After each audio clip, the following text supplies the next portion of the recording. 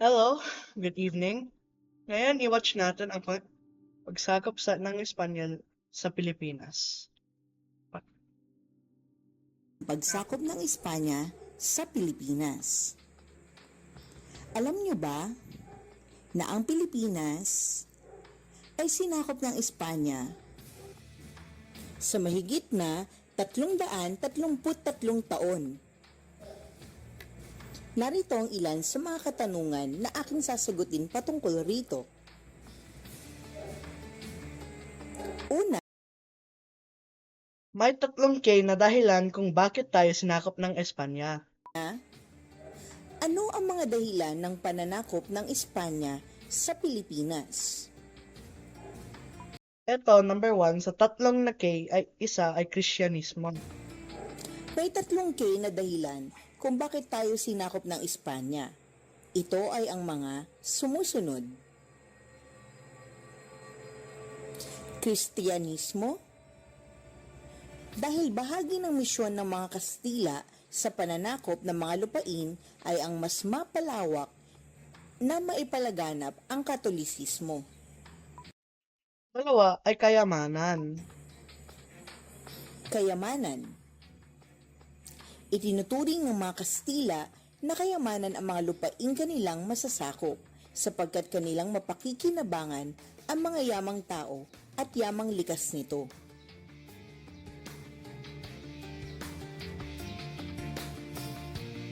At last but not the least ay karangalan. Itinuturing ng mga Kastila na isang karangalan ng mga mananakop na bansa ang pagkakaroon ng mga kolonya o mga sakop na lupain.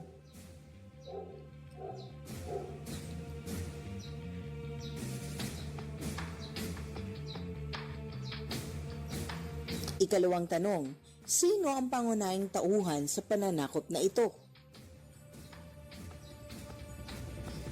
Pinangunahan ni Ferdinand Magellan. Si Ferdinand Magellan ay isang Portuguese explorer pagsakop sa Pilipinas noong Marso 16, 1521. Isang Portugis na manlalakbay ang pagsakop sa Pilipinas noong ika-16 ng Marso taong 1521. Ikatlong tanong, ano-ano ang naging reaksyon ng mga katutubong Pilipino sa pagsakop na ito?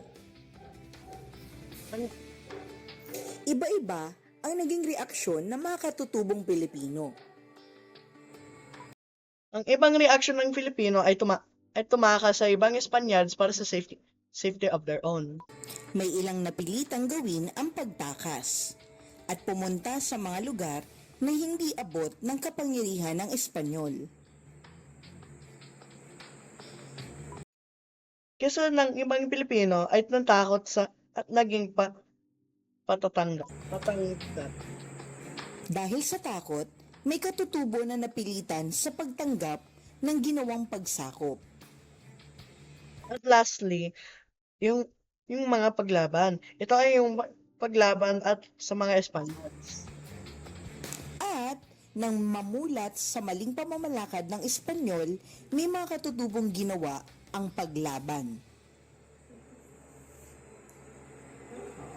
Ano ang naging epekto ng pananakop ng Espanya sa mga katutubong Pilipino? Ito yung mga Spaniards ay kinuha ng mga manghihirap at ginamit para sa forced labor. Mas inangat ang mga mayayaman at ginawang alipin ang mga mahihirap.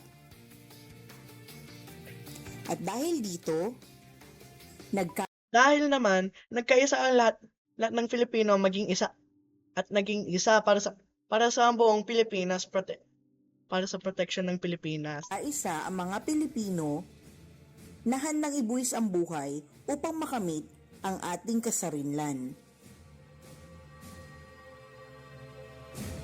Ano para sa akin ang pinakamahalagang impluwensya ng Espanya sa Pilipinas? Ang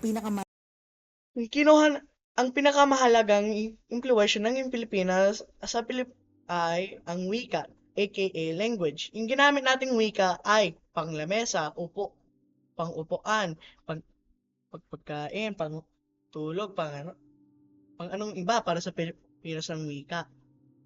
Malagang marami tayong pamilya, mesa, libro, alpabet, at apelyido. Lahat na to. Sa Salamat po pang listening para sa IDPT para sa PT po ng Araling Panlipunan. Salamat.